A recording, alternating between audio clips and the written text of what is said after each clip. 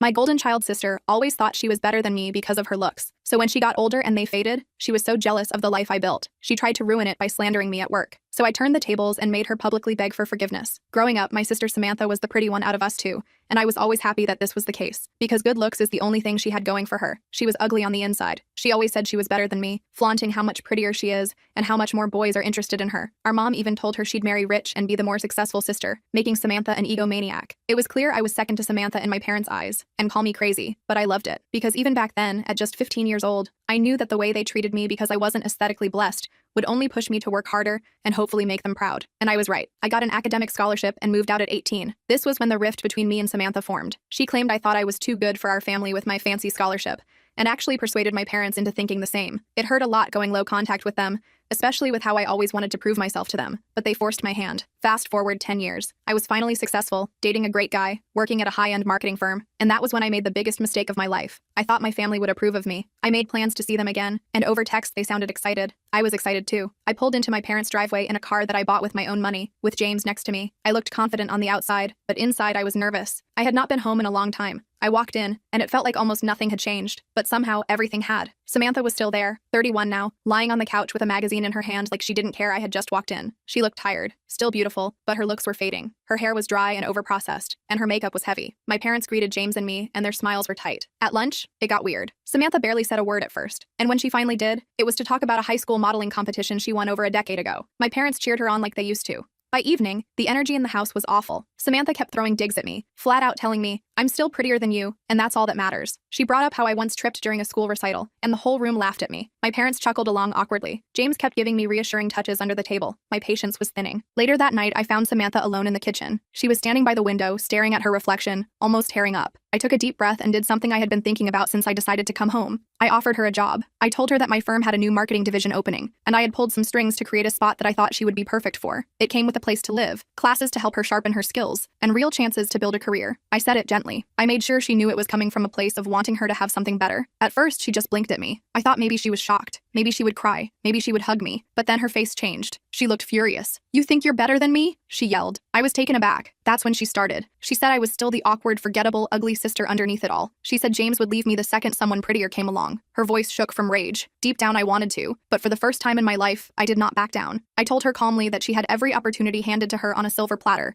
and she had wasted it. I said she spent her life relying on her looks. I said that if she was lonely and struggling now, it was not because the world was unfair. It was because she had never bothered to invest in anything that would last longer than her beauty. I could feel the air go dead around us. I could see her chest heaving, her hands clenched into fists. When I finished, I noticed my parents standing in the doorway. They had heard everything. My mom's face was white. My dad looked like someone had punched him in the gut. James was standing behind them, and when our eyes met, I saw nothing but pride in his face. Samantha stormed off, slamming her bedroom door so hard the whole house shook. I heard stuff crashing against the walls. I half expected my mom to go after her, the way she always used to, but she just stood there frozen, torn in a way I had never seen before. My dad stared at me like he was seeing me clearly for the first time, and maybe hating himself a little for how long it had taken. James and I packed our bags and left shortly after, but it's on the drive home that my phone started blowing up. It was my job. I called my boss back immediately. "What the hell is going on?" she demanded without preamble. "What do you mean?" I sat up, instantly alert. "Have you seen the review? The one calling you out by name?" My stomach dropped. "What review?" She explained that someone had left a scathing one-star review on our company website, specifically naming me and claiming I had made cruel jokes about their autistic son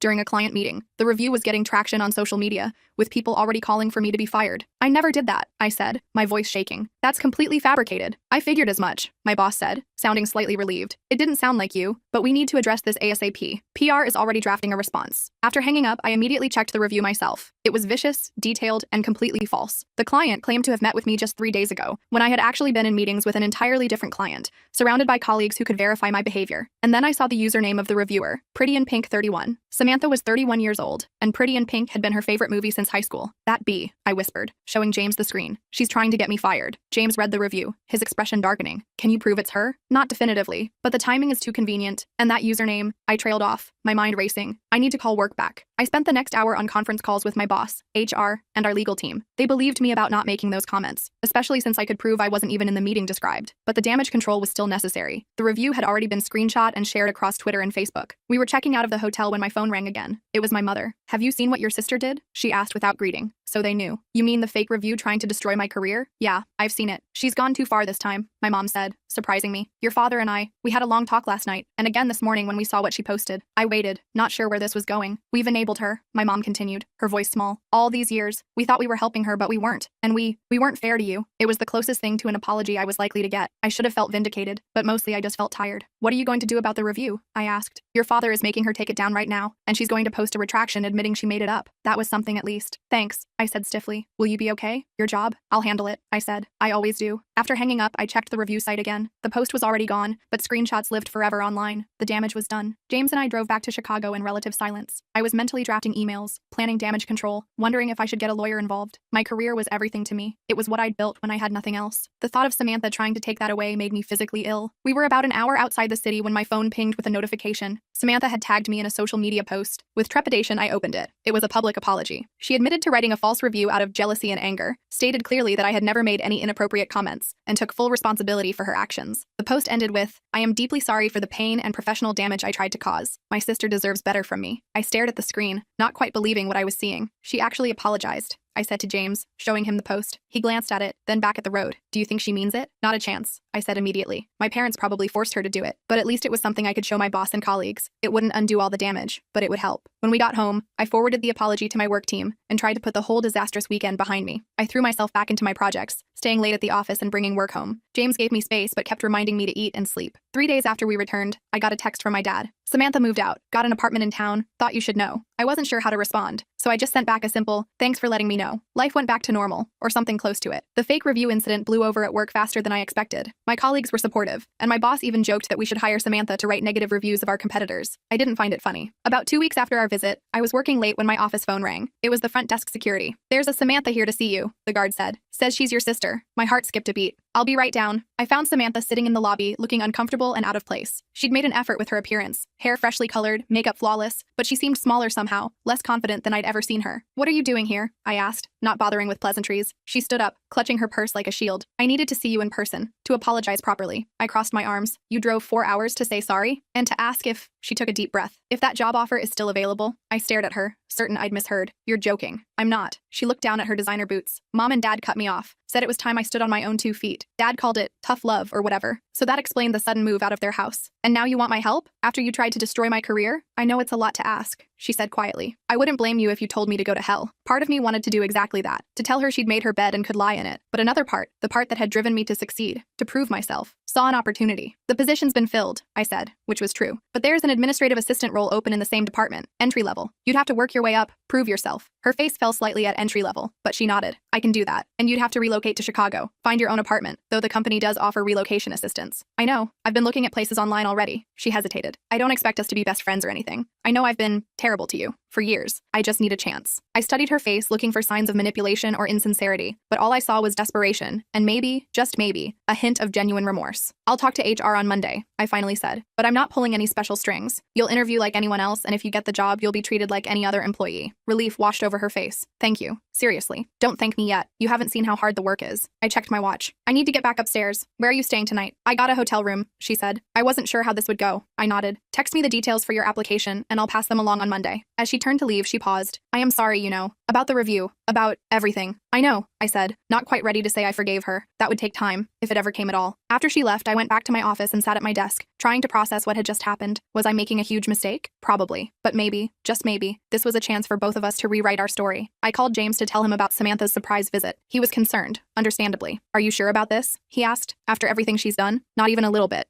I admitted, "but I'm going to give her the chance to prove me wrong." The next few weeks were a whirlwind. Samantha interviewed for the position and actually impressed the hiring manager with her social media knowledge. She found a small studio apartment in a decent neighborhood and moved to Chicago with 2 suitcases and a box of beauty products. We kept our distance at work, both of us aware of how inappropriate it would be to bring our family drama into the office. I made sure she wasn't assigned to any of my projects, to avoid any appearance of favoritism or conflict. But we did meet for coffee occasionally, awkward affairs where we struggled to find common ground after decades of animosity. She seemed genuinely committed to the job, staying late to learn new skills and volunteering for extra projects. One evening, about a month after she started, she texted me asking if we could meet for dinner. I suggested a casual place near my apartment, and she agreed. When I arrived, she was already there, nursing a glass of wine and looking nervous. I slid into the booth across from her. "Everything okay?" I asked, ordering my own drink from the passing server. "Mom called," she said. They want to visit, both of us, here in Chicago. I tensed. When? Next month. Dad has a business thing nearby and they thought they'd make a weekend of it. She twisted her napkin in her hands. I told them I'd ask you first. The old Samantha would have just told them yes without consulting me. This small consideration felt significant. I'll think about it, I said honestly. She nodded, accepting this without argument. Another change. How's the job going? I asked, changing the subject. It's harder than I expected, she admitted. But I like it. The people are nice, except for Richard in accounting. He's kind of a dick. I laughed despite myself. Everyone thinks that about Richard. Does he always stare at women like they're meat? Unfortunately, yes. HR has a file on him a mile thick, but his uncle is on the board, so I shrugged. Typical, she muttered, then looked up at me. How do you do it? Work so hard all the time? I'm exhausted after 8 hours, but you're always there before me and still there when I leave. It was the first time she'd ever asked me something like that, something that acknowledged my work ethic as real and substantial. I don't know, I said honestly. It's just what I've always done. It was the one place where effort actually translated to results, where being pretty didn't matter as much as being smart and determined. She was quiet for a moment. I used to be so jealous of you, she finally said. I nearly choked on my drink. Of me? You're joking. You always knew who you were, what you wanted. You worked for things and actually got them. She traced the rim of her wine glass. Nothing I ever got felt earned. It was always just given to me because of how I looked, and I knew it wouldn't last. I didn't know what to say to that. It was the most self-aware thing I'd ever heard her say. Anyway, she continued, clearly uncomfortable with the vulnerability she'd just shown. I just wanted to give you a heads up about Mom and Dad. No pressure. We finished dinner talking about safer topics. A new restaurant that had opened near her apartment, a TV show we'd both been watching. It wasn't exactly comfortable, but it wasn't openly hostile either. Progress of a sort. As we were leaving, she hesitated by the door. Thanks, she said, for the job, for giving me a chance. Don't mess it up, I replied, but without real heat. She smiled slightly. I'll try not to. I watched her walk toward the subway station, her figure growing smaller in the distance. Part of me still couldn't believe she was here, working at my company, trying to build a life independent of our parents. Part of me was still waiting for the other shoe to drop. But another part, a part I was trying to nurture, hoped that maybe, just maybe, we could both finally move forward. The next day at work, I was in the break room when I overheard two colleagues talking about Samantha. She's actually pretty good with the social media analytics, one was saying. Picked it up way faster than I expected. Yeah, but did you hear who her sister is? Talk about nepotism. I froze, coffee mug halfway to my lips. No way. Who? Casey, from the executive team. They keep it quiet, but they're definitely related. Crap, assistant. That explains how she got the job with zero experience. I stepped around the corner, making my presence known. Both women jumped, looking guilty. For the record, I said calmly, Samantha interviewed for her position like everyone else. Her relationship to me was disclosed to HR from the start to avoid any conflict of interest, and I have no input on her performance reviews or career progression. They mumbled apologies, faces red, and quickly left the break room. I stood there, feeling a strange mix of defensiveness and pride. Defensiveness because I hated the implication that I'd pulled strings unfairly. Pride because, despite everything,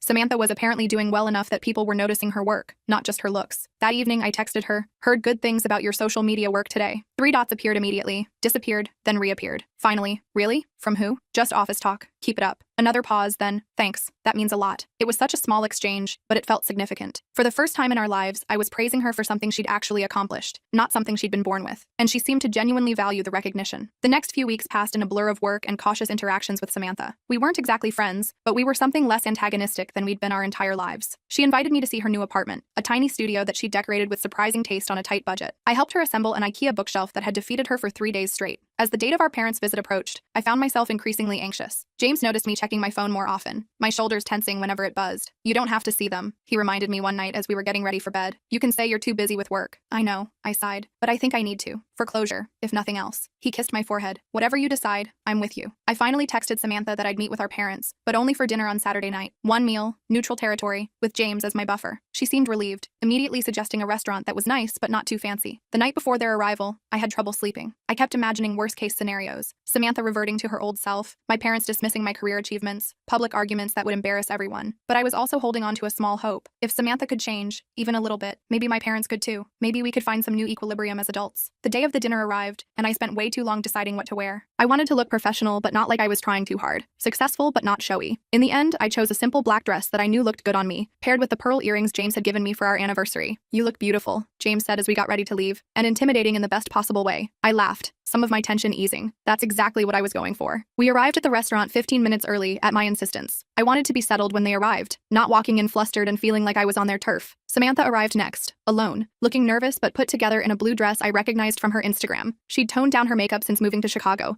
going for a more natural look that actually suited her better. They just texted, she said after greeting us. Their Uber is 5 minutes away. I nodded, taking a sip of water to ease my dry throat. James squeezed my knee under the table, a silent reminder that he was there, on my side. And then they walked in. My parents, looking older and somehow smaller than I remembered from just a few months ago. My mom scanned the restaurant anxiously until she spotted us, then nudged nudged my dad. They made their way to our table. My mom smiled tight with nerves. My dad's expression unreadable as always. "You both look lovely," my mom said after awkward hugs all around. She settled into her seat, eyes darting between Samantha and me like she was trying to assess the current state of our relationship. "How's the new job going, Samantha?" my dad asked as he studied the menu. And just like that, we were launched into the familiar pattern. My parents focusing on Samantha first, most, always. But then something unexpected happened. Samantha answered briefly, then immediately turned the conversation to me. "Casey just landed a huge new client," she said. "Tell them about it." All eyes turned to me, including my parents, their expressions surprised but attentive. And in that moment, as I began to describe my latest project, I realized something had fundamentally shifted, not just in Samantha, but in all of us. We weren't fixed, not by a long shot. There were decades of hurt and habit to overcome. But for the first time, I felt like maybe, just maybe, we were all finally heading in the right direction. The dinner with my parents was actually going okay. I mean, it was still awkward as hell, but Samantha directing attention to my work was completely new territory. My dad asked follow-up questions about the client, seeming genuinely interested. My mom kept glancing between Samantha and me like she was watching a tennis match, clearly confused by our new dynamic. "So you two are getting along now?" she finally asked during a lull in conversation. I looked at Samantha, not sure how to answer. We weren't exactly friends,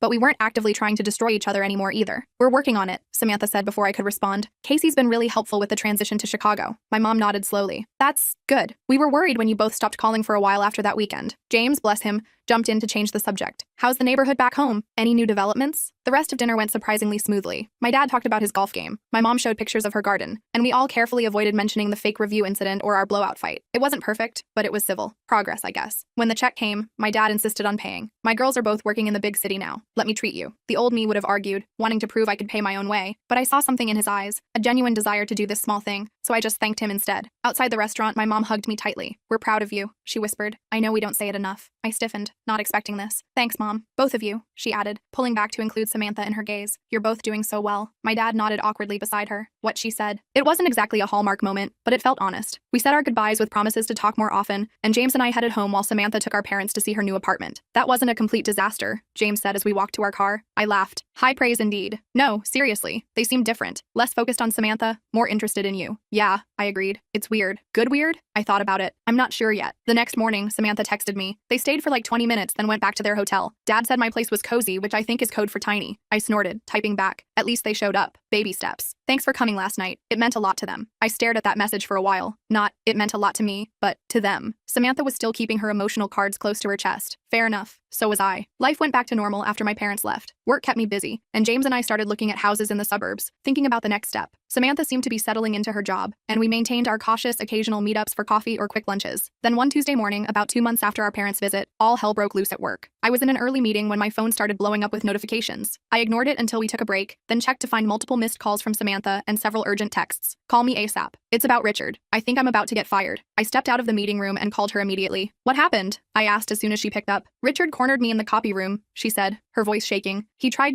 put his hands on me. I pushed him off and he's telling everyone I came on to him and then freaked out when he rejected me." My blood ran cold. "Where are you now?" "Bathroom on the 3rd floor. HR wants to see both of us at 11. Stay there. I'm coming down." I found her sitting on the floor of the handicap stall, mascara smudged under her eyes. When she saw me, she stood up quickly, trying to compose herself. "I didn't do anything wrong," she said immediately. "I swear. I believe you," I told her, and I realized I actually did. The old Samantha might have lied or manipulated a situation, but this Samantha, the one who'd been working her ass off for months, I trusted her. "He's been making comments for weeks," she continued, wiping under her eyes. I tried to ignore it. I didn't want to be the new girl causing problems. "Did anyone see what happened?" She shook her head. "Just his word against mine, and he's been here for years." I helped her clean up her makeup and walked with her to the HR meeting. Mary from HR looked surprised to see me. "Casey, this is a private meeting," she said. "I'm here as a colleague, not as Samantha's sister," I said firmly. "And I have some relevant information about Richard's history of inappropriate behavior." Mary hesitated, then nodded. "Fine, but keep it professional." Richard arrived a few minutes later, looking smug until he saw me sitting there. His expression faltered slightly. "What's she doing here?" he demanded. "Providing context," Mary said. "Now, I understand there was an incident this morning." Richard launched into his version of events, claiming Samantha had been flirting with him for weeks and had cornered him in the copy room,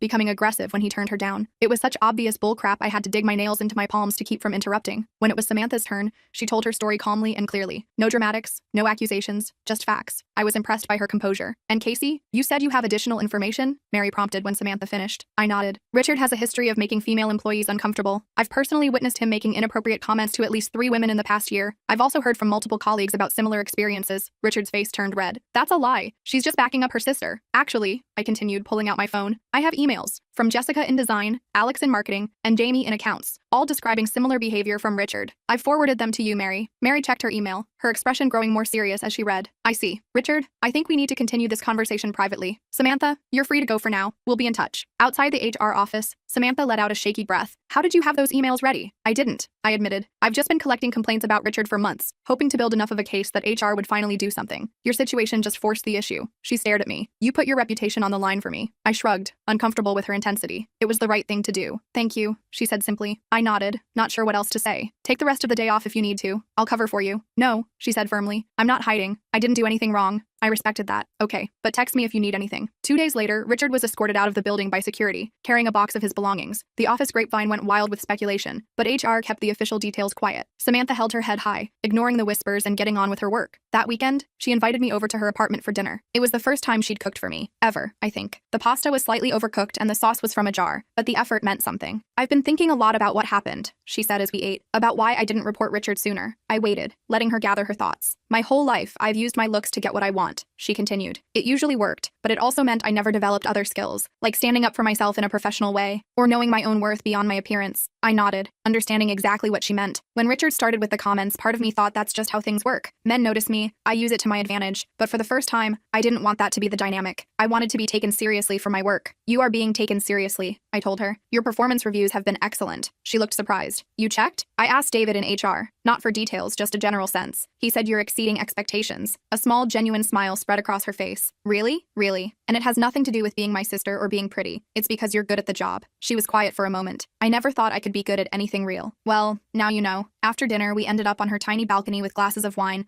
looking out at the city lights. It wasn't exactly comfortable between us. Too many years of hurt for that. But it was peaceful in a way I'd never experienced with her before. Mom called yesterday, Samantha said suddenly. They're thinking about selling the house. What? Why? She shrugged. It's too big for just them. Dad's thinking about retiring next year. They might move to Florida or something equally cliche. I tried to imagine our childhood home belonging to someone else. It was a strange thought. How do you feel about that? Weird, she admitted. But also, kind of relieved. Like maybe we can all finally move on from who we were there. I understood exactly what she meant. The next few months flew by. Work was hectic, and James and I finally found a house we loved in a suburb with good schools. We weren't planning on kids immediately, but we were thinking about the future. Samantha got promoted to social media coordinator, a position she genuinely earned. She started dating a guy from the IT department, a nice, normal guy who seemed to like her for more than just her looks. Our parents did end up selling the house, though they moved to Arizona rather than Florida. My mom started sending both of us the same updates and photos, treating us equally for perhaps the first time ever. One Friday evening, about a year after Samantha had moved to Chicago, she texted me asking if we could meet for a drink. I was tired after a long week, but something in her message seemed urgent, so I agreed. I found her at a bar near my office, already nursing a cocktail. She looked nervous. Everything okay? I asked, sliding onto the stool beside her. I got a job offer, she said without preamble. In New York. A cosmetics company wants me to run their social media team. Wow, I said, genuinely impressed. That's amazing, Sam. She didn't even correct me on the nickname. It's a big step up. More money, more responsibility. You should take it, I said immediately. It's a great opportunity. She studied my face. You're not upset about me leaving? I was surprised by the question. Why would I be upset? I don't know. We just started to. She gestured vaguely between us. Whatever this is. Become actual sisters? I suggested. She nodded, looking uncharacteristically vulnerable. Sam, you taking this job doesn't change that. New York isn't that far. We have phones, video calls, planes. So you think I should go? Absolutely. You've earned this. She smiled, relief evident on her face. I already accepted. I start next month. I laughed. Then why ask my opinion? Because it matters to me, she said simply. We ordered another round and spent the evening talking about New York, her new job, my new house. For the first time, it felt like a conversation between friends, not just sisters bound by obligation and shared history. When we finally left the bar, she hugged me tightly. Thank you, she said. For what? For not giving up on me, even when I was awful, even when I tried to ruin your career. I hugged her back. That's what sisters do, I guess. The day Samantha left for New York, I helped her pack the last of her things into a moving van. Her apartment looked bare and sad with all her stuff gone. You sure you have everything? I asked, checking the empty closets one last time. I think so, she said, looking around. If I forgot anything, I'll just buy a new one. Some things never change. I smiled. Outside, her boyfriend was waiting to drive her to the airport. They were going to try long distance for a while. See how it went. So, I said awkwardly, this is it. For now, she corrected. I'll be back for Christmas, and you promised to visit in the spring. Right, of course. We stood there for a moment, neither sure what to do. Then she pulled me into a hug. I love you, she said quietly. I don't think I've ever actually said that before. I swallowed hard. I love you too. And I meant it. Not because she was perfect now. She wasn't. She still had her moments of selfishness and vanity, but she was trying. We both were. As I watched her car drive away, I thought about how far we'd come from from that disastrous family visit over a year ago. How we'd both grown in ways I never expected. My phone buzzed with a text from James. On my way home, how'd it go? I typed back, good. Sad but good. Bring pizza? Already ordered. Love you. I smiled, pocketing my phone and heading to my own car. That night, James and I ate pizza on the floor of our new house. We still hadn't bought a dining table, and I told him about saying goodbye to Samantha. You know, he said thoughtfully, when I first met your family, I thought you guys were beyond repair. So did I admitted. I'm glad I was wrong. I leaned against his shoulder, thinking about how life never turns out quite how you expect, how people can surprise you, for better or worse, how sometimes the hardest relationships are the ones most worth fighting for. Me too, I said simply. 6 months later, Samantha flew back to Chicago for my wedding. She wasn't my maid of honor. That spot went to my college roommate who'd been there for me during those years of family estrangement, but she was a bridesmaid, standing beside me as I married James. My parents sat in the front row, my mom crying happy tears, my dad looking uncomfortable in his suit but proud. They'd flown in from Arizona a week early to help with last-minute preparations,